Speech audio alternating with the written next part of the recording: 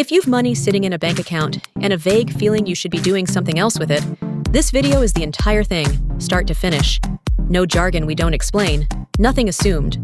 By the end, you will know what a share actually is, exactly how to buy one, what to buy, and the 3 things that quietly destroy most people's results. Here's the reason people do this at all. Say you put $200 a month into the US stock market and left it alone for 30 years. You'd have put in $72,000 of your own money. At the market's long-run average, you would end up with about $298,000. That isn't a promise, and I want to be careful with it. It's an 8% a year assumption. We checked the real record on the 20th of August, 2026. Over the last 40 years, the S&P 500, which is the 500 biggest American companies, rose about 9% a year before dividends. Some decades were much better. Some stretches lost money for years. The average only shows up if you stay for the whole thing. Let us start with the thing almost nobody explains. A share isn't a lottery ticket, and it isn't a number on a screen. It's a slice of an actual company. If a business is cut into a billion slices and you own one, you own 1/billionth of it. 1/billionth of the buildings, the brand, and every dollar of profit it makes from now on. That one shift changes everything. Once a share is a slice of a business, you stop asking whether the line goes up tomorrow and start asking the 2 questions any person buying anything would ask. Is this a good business? And am I paying too much for it? Every single thing in the rest of this video is one of those 2 questions. Before the thinking, let us kill the part people are most afraid of. The mechanics. Actually buying a stock is 3 steps and takes about 20 minutes, most of which is typing your address. Step 1. Open a brokerage account. A brokerage is just a company that holds shares for you, the way a bank holds cash. Fidelity, Schwab, Vanguard, Robinhood, whoever. You give them your name, address, and social security number because they are legally required to ask. Most have no minimum, it's free. Step 2. Link your bank and transfer money in. It usually lands in a few days. Important thing here that nobody says out loud. Money sitting in a brokerage account isn't invested. It's just cash in a different building. You still have to buy something. Step 3. Type in the ticker, which is the short code for a company, like AAPL for Apple. Enter a dollar amount. Most brokerages now let you buy a fraction of a share, so you can put in $50, even if one share costs $300. Choose a market order, which just means buy it at whatever the going price is right now. Confirm. That's it, you're an owner. So that was the easy part. Here's the real question. What do you buy? And there are honestly only 2 answers, so let us take them one at a time. The first answer is that you buy all of them at once. That's what an index fund is. Instead of picking a company, you buy one thing that holds a tiny piece of 500 companies. If one of them collapses, you barely feel it. You're buying the whole American economy rather than betting on a name. I want to say this plainly because a lot of channels won't.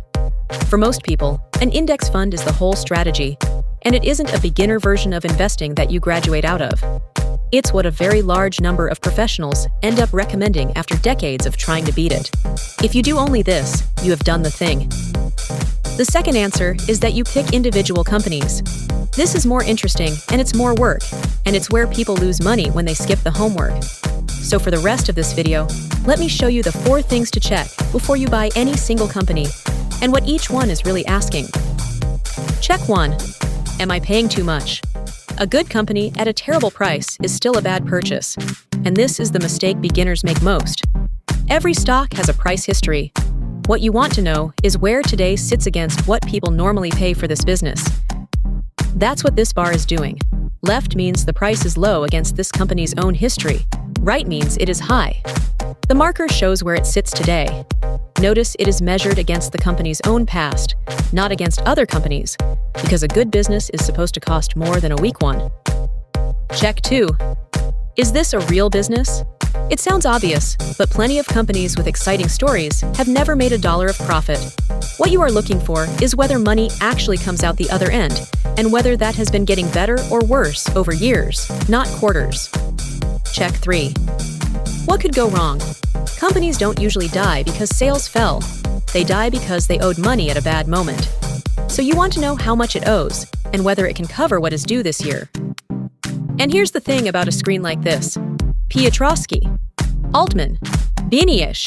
Nobody outside finance knows those words, and the industry likes it that way.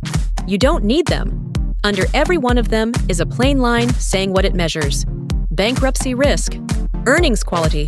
Read that line and ignore the surname. Check 4, and this one is a genuine free advantage almost nobody uses. Large investment firms are legally required to publish what they own every 3 months. It's public, so you can see whether the people who do this professionally were buying a company or getting out of it. Green means more of them added than trimmed last quarter. Red means more sold. It isn't a signal to copy anybody, and they're often wrong. But it tells you whether you are the only person in the room with your opinion, which is worth knowing before you spend money. All right, last part, and honestly, the most valuable.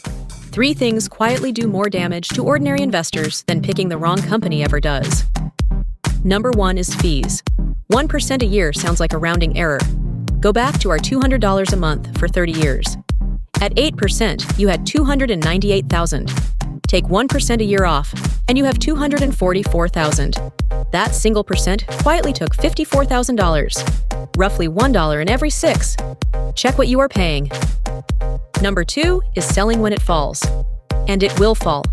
The market has dropped 20% or more, roughly, once a decade, for as long as records exist.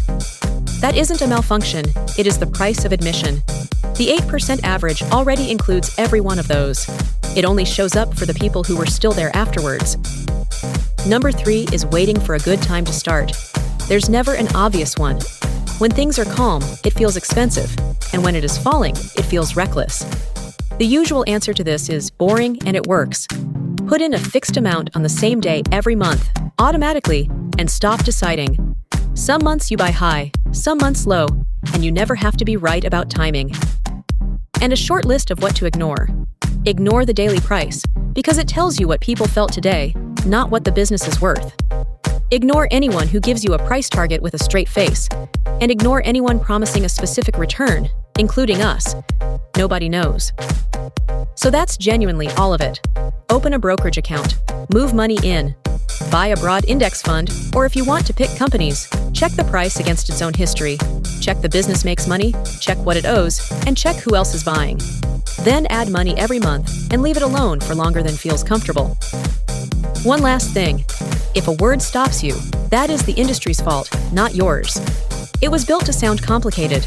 On our pages, every term is defined right where it appears, in plain English, so you never have to open another tab and feel behind. Visit us at smartcharts.co, where we explain the stock market in plain English for people who were never given the manual. Nothing here is financial advice.